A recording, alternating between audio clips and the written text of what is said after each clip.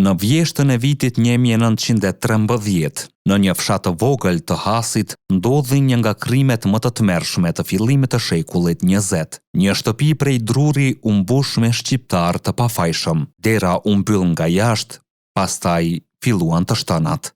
Dhe pak qaste më vonë, flakët përfshin gjithçka. Brenda asaj shtëpie do të digjeshin të gjallë 10 shqiptar. Kjo është historia e masakrës së Ujëzit të Hasit. Pas shpalljes së pavarësisë së Shqipërisë në vitin 1912, shumë troje shqiptare mbetën jashtë kufive të shtetit të ri. Kosova dhe zonat e tjera shqiptare ranë në nënsundimin e Serbisë dhe Malit të Zi.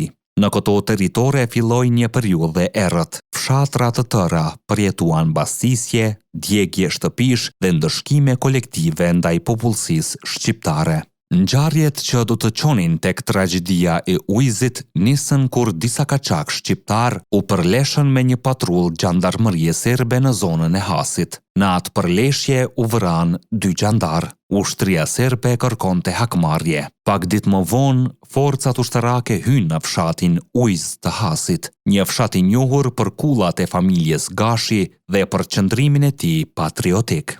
Sipas dëshmive të mbledhura më vonë, ushtarët fillimisht mblodhën njerëz që kishin mbetur në fshat. Ata pretenduan se po kërkonin kryengritësit shqiptar, por shumë shpejt u bë e qartë se nuk ishte një kërkim, ishte një ndëshkim. 10 burra, gra dhe fëmijë u detyruan të futeshin brenda një shtëpie të ndërtuar me dërasa druri. Në total, aty u grumbulluan mbi 70 shqiptar. Dera u mbyll. Fillimisht u dëgjuan të shtëna pushkësh drejt shtëpisë. Pastaj ushtarët pren lisa dhe drunj përreth dhe i grumbulluan rreth murreve. Pak qaste më vonë, shtëpia mori flak. Nga kodrat përreth, njerëzit që kishin arritur të iknin në male pan zjarrin që përfshinte shtëpinë dhe dëgjuan britmat që vinin nga brenda. Në atë flak u shuan 73 jetë shqiptare. Masakra e Ujëzit të Hasit mbeti për shumë vite një nga tragjeditë më pak të njohura të historisë shqiptare, por kujtesa e saj vazhdon të jetojë në rrëfimet e banorëve të asaj zone, sepse historia nuk është vetëm ajo që shkruhet në libra. Historia është edhe ajo që nuk duhet të harrohet kurrë.